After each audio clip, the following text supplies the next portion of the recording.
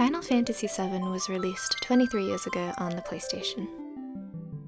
Like a lot of people, I'm sure, I would say that Final Fantasy VII has a really special place in my heart. It tells such a unique story, which comes together so wonderfully with the characters, the music, and the battle system to create something really special. I think there's something magical about all of those PS1 era Final Fantasies, honestly. I always think that playing a good RPG kind of feels like travelling. You get to experience new and wonderful worlds, all with their own rules and history. And as dumb as it sounds, after 30 or 40 hours, you get to know the characters so deeply that it kind of feels like making new friends that you get to share these amazing adventures with.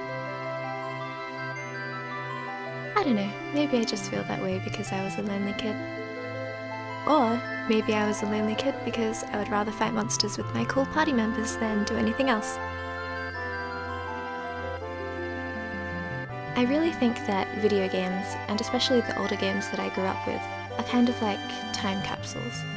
You always have the opportunity to relive those adventures and return to places you've fallen in love with long ago, provided your disc isn't all scratched up.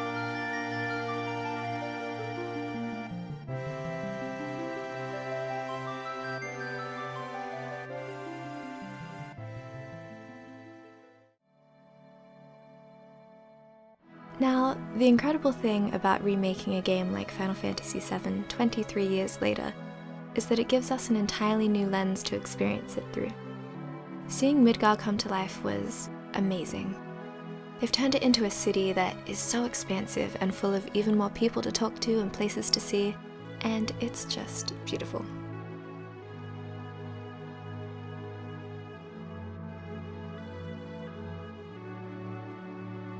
As you may know, the remake is going to be split up into multiple parts. This first installment takes place entirely in Midgar, which is interesting because it's such a small portion of the original game. In some ways, it feels like the game doesn't really begin until you leave Midgar. I think a lot of people were concerned about how exactly they were going to build that section up into a full-length game. But I think the last thing you want to do when it comes to remaking a game as prolific as this is make it feel rushed. So I'd say spreading it out was probably a good call. And as it turns out, there is a lot of content you can draw from those first few hours of Final Fantasy VII.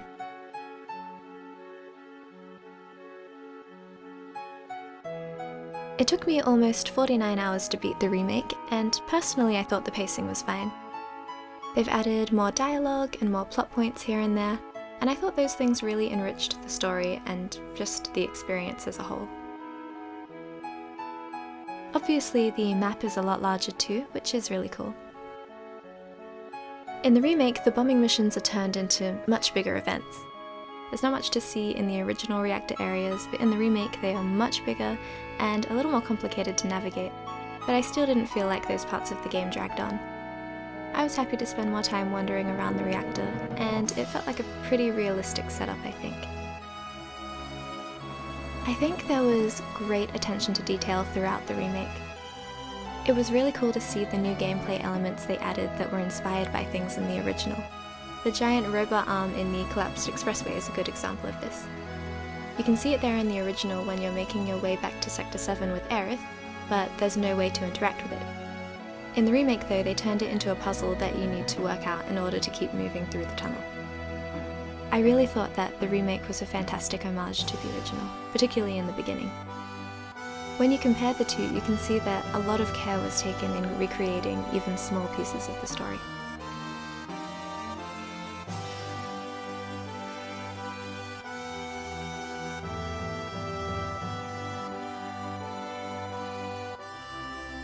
Wool Market in particular was represented really well, I think. You have the materia guy that doesn't want to talk to you, the item shop that shoots at you, and even the counter at the clothes store looks the same. They did a fantastic job at recreating the enemies as well, which was great to see. Something else I really liked was that we got to know the minor characters a bit more intimately. To be honest, I didn't care much for Jessie, Biggs or Wedge in the original, purely because I didn't remember that much about them. But after learning more about their history and motivations in the remake, I feel like I can appreciate them a lot more. I thought the main cast was really well done too. They felt true to their original selves, but a little more full of life, I guess. Barrett was just as Barrett as ever. Tifa and Aerith were wonderful, and their friendship was so sweet.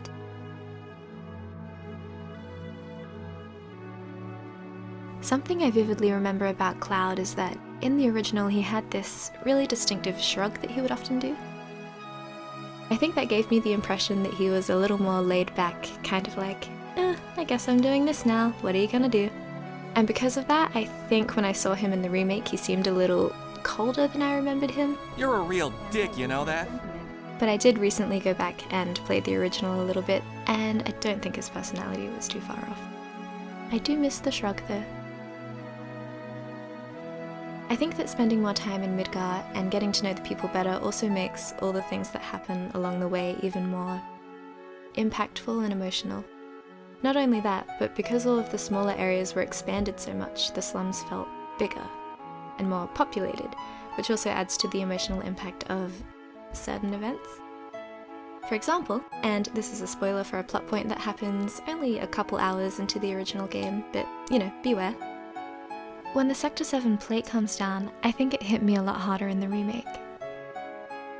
Like I mentioned, this game has made me grow a lot more attached to Jesse, Biggs and Wedge, and on top of that, walking through the rubble and hearing the troubles of the survivors made the impact of the event feel much more real.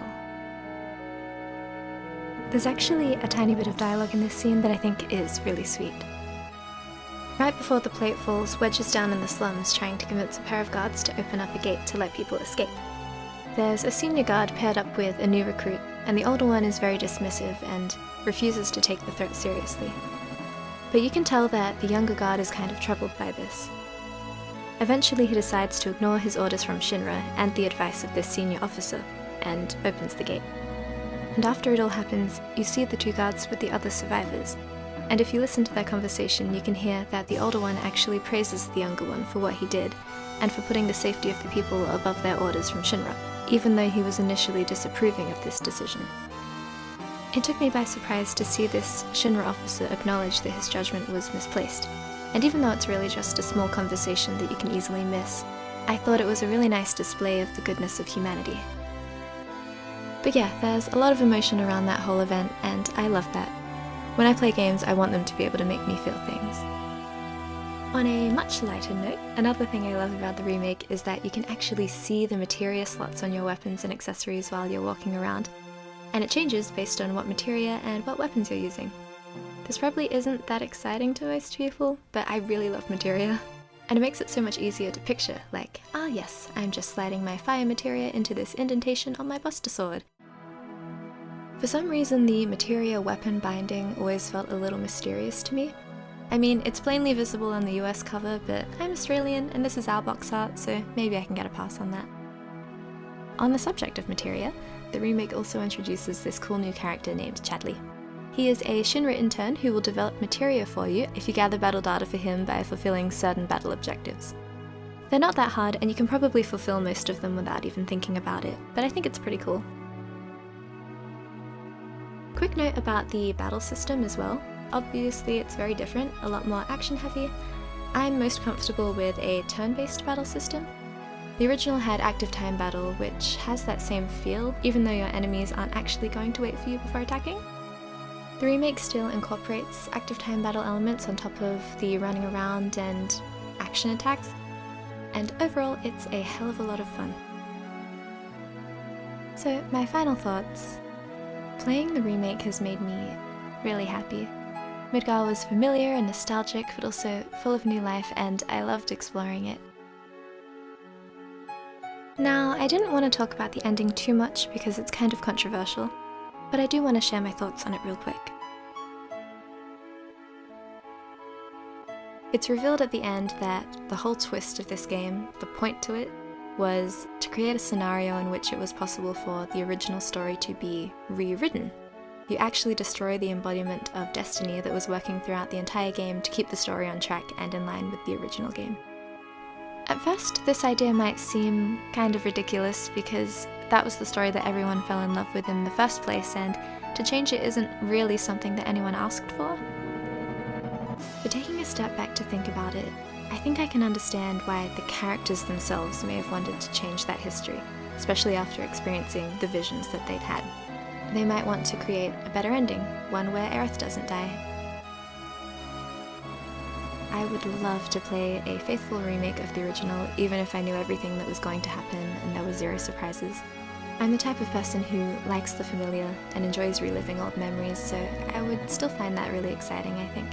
But despite that, I am very interested in stories about alternate timelines, so I'm interested to see where this is going.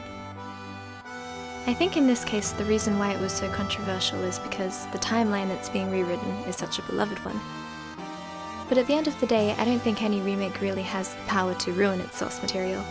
And I think that what the remake offers in terms of gameplay and design is impressive enough that it's still a fantastic game in its own right.